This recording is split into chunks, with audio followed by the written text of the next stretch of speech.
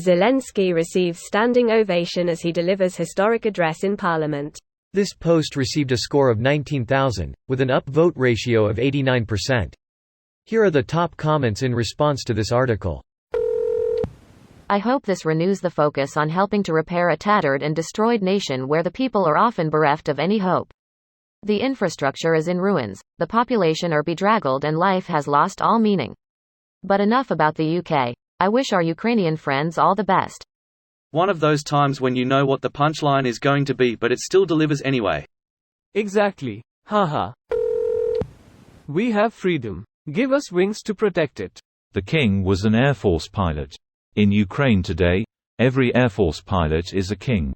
Charles was, as part of a kind of tour of the forces, the heir does before he takes up royal duties full-time. He also commanded a warship and used his naval severance pay to set up the Prince's Trust. He commanded a warship? Yeah, HMS Dreamboat, just like he is. A king in uniform, surely not. I'm fascinated by how Zelenskyy's charisma and media savvy have been such a military asset. And by how badly this seems to have been underestimated by his rival, who has the appearance and charisma of a rotting potato. I saw a video in the first weeks of the war where a Ukrainian soldier said in a message to Putin, "You thought our president was a clown," and then something to the effect that he turned out to be a great leader. Or, as the historian Stephen Kotkin put it in this podcast, I knew very little about him, or his country. Before the war, I have been humbled by his bravery and that of all Ukrainians. Yeah, it puts our comfortable lives in perspective. Before the war, I'd been vaguely interested in European history, but like you, I knew very little about Ukraine. I believed some of the propaganda about Crimea and Donetsk and Luhansk being essentially Russian.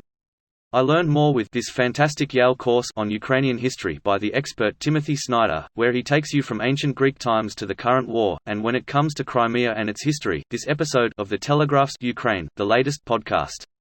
Zelenskyy also puts into perspective just how shitty and petty so many politicians are. I mean, we all knew it before, but man, he sets a high bar to strive for. Thank you, Britain, for all your immense help in this time of need. You are our true friends.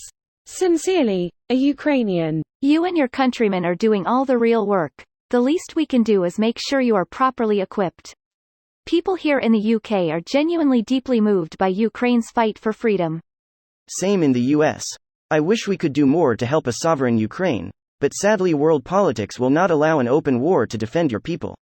I only hope and pray that our government gives you enough firepower to send Putin and his thugs all the way back to Moscow, or the grave, crying.